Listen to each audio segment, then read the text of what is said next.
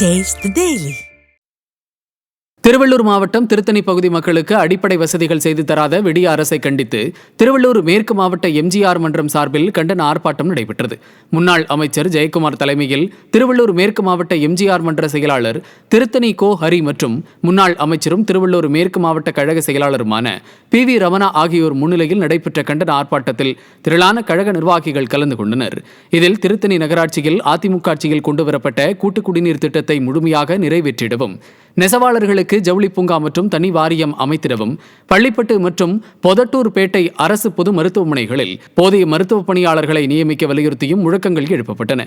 முன்னதாக ஆர்ப்பாட்டத்தில் கண்டன உரையாற்றிய முன்னாள் அமைச்சர் ஜெயக்குமார், ஸ்டாலின் ஆட்சியில் சட்டம் ஒழுங்கு சந்தி சிரிப்பதாக விமர்சித்தார்.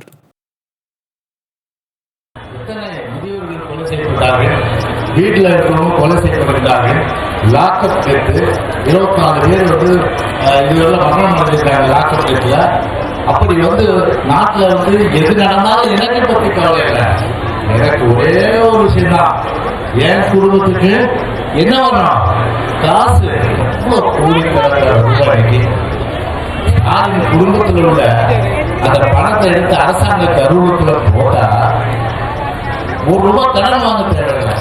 உலக வங்கிக்கிட்டையும் ஆசிய வங்கிக்கிட்டையும் 10 வங்கிக்கிட்டே கடன் வாங்க தேவையில்லை.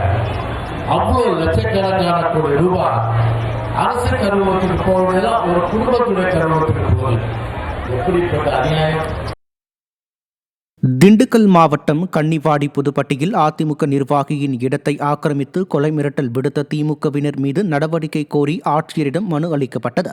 அதிமுக மாவட்ட மாணவரணி துணை செயலாளர் நல்லமுத்துவிற்கு சொந்தமான இடத்தை அதே பகுதியைச் சேர்ந்த திமுக கிளை செயலாளர் ஆக்கிரமித்துக் கொண்டு கொலை மிரட்டல் விடுத்ததாக கூறப்படுகிறது.